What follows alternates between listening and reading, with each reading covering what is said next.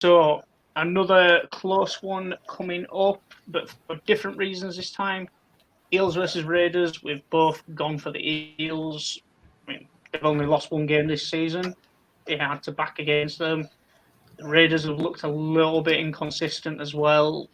Not sure what's going on. I mean, Manly were down to one reserve last week. They were before, 50 minutes in, and they were down to one reserve, and the Raiders could not put them to bed. Granted, there was some incredibly gutsy defence on display there, but a Raiders side of that calibre should be putting Manly to bed. So, again, last week I went heart over head and picking the Eels. This week, it's both. Like you said, very hard to go against Parramatta this year, but they proved that against arguably the best. Well, I wouldn't say arguably. The Roosters are the best attacking team of the competition. For 65 minutes, you hold that Roosters side to one try. It still ended up being 3 tries to 2 in the end. It's just some ill discipline by Parramatta cost them 2 or 3 penalty goals, and it made the scoreline look a little bit worse than the game was. If Parramatta can defend like that for the full 80 and attack as they have been for the most part, and if we see the same Raiders attack show up that we've seen for 2 out of the last 3 weeks, then I have no hesitation in going with Parramatta. Look, their halves didn't play the best last week. Dylan Brown better than Moses, I think, in that regard. But Gutherson is starting to come into his own. Marcus Sevo and Michael Jennings, that combination looks as threatening as it ever has been. No Nathan Brown this week, but Maratini Kore should start at lock, and he provides is not necessarily the impact of Nathan Brown, but I think what you'll see is Niokore starting, playing 25 to 30 minutes each half, and then potentially seeing someone like Madison shift into lock for that middle gap, and potentially seeing someone like Penny Terapo or Ogun Kafusi coming into the lineup and playing that edge role for 25 or 30 minutes. So you won't lose anything in terms of defense there. Betting odds, Parramatta 167, Raiders at 220. I'm happy just to take Parramatta head-to-head on that I think is overs. They should be closer to $1.50. Yeah, I mean, as you mentioned there, no Nathan Brown this week.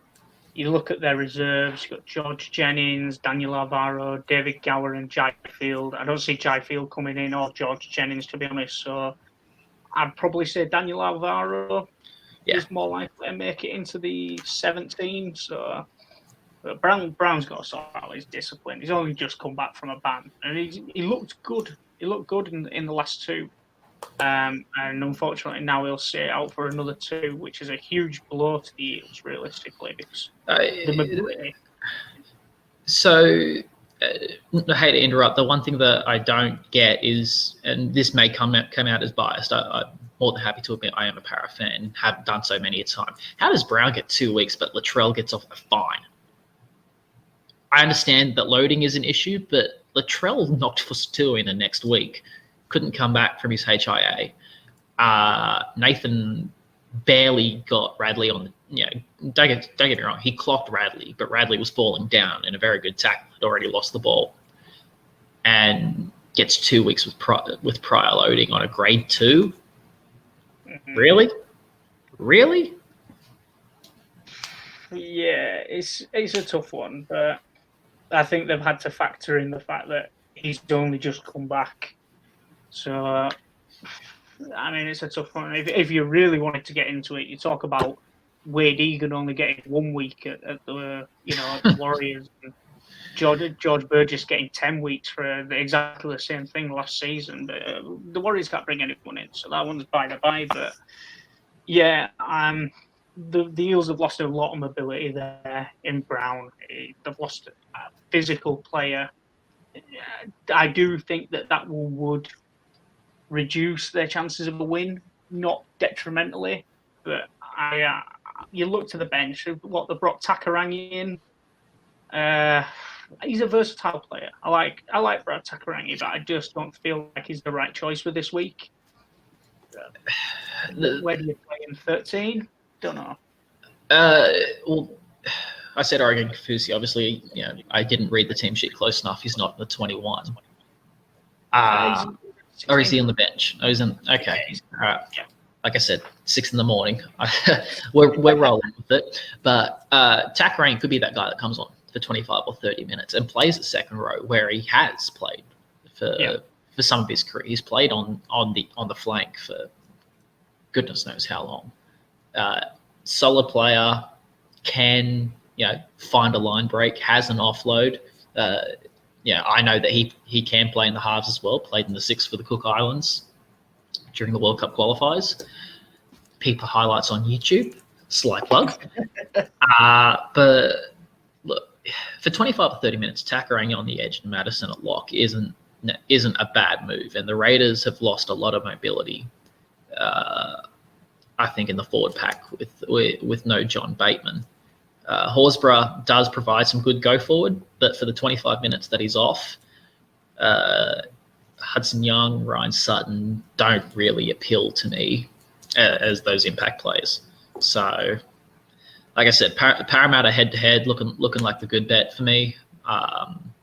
But if the Raiders can sort out their attack this week, they're by no means out of it.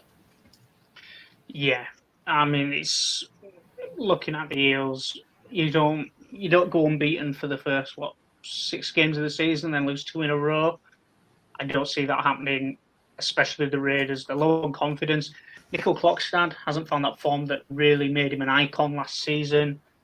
Rapana, I still don't think that he's over his rugby love affair yet. Curtis Scott, he's copped a lot of flack this week. I singled out Scott maybe 2-3 weeks ago, saying that it's time to maybe reshuffle him. It's the edges. The edges are going to be where they have the biggest problems. I picked out Michael Jennings last week, saying that he's going to have nightmares against Joey Manu, who you can palm you into. To quote it exactly, he can palm you into row C of Bankwest. Jennings stood Manu up and then just got rid of him. Just absolutely shrugged him off. Jennings is if he plays like he did last week, Jennings has a field day on the edge. And Sevo, if you get him coming onto a flat ball wide, problems. Nothing but problems. So it's going to be a tough ask for the Raiders. I don't see them standing up. The only potential problems I see is maybe Parramatta's discipline. Ray Stone, he's got a few loose tackles in him, or some that creep a little bit high. In some cases, as you saw last week. But I think if the Eels stay on top of discipline and execute the game plan of going to the edges, I don't see anything less than Eels by 10. Yeah, I'm not confident in Eels by 10. I could see Eels by 4, just because I'm not sure what attack's going to show up this week. But, yeah, like I said, Parramatta head-to-head at $1.67. I feel like that's pretty easy money.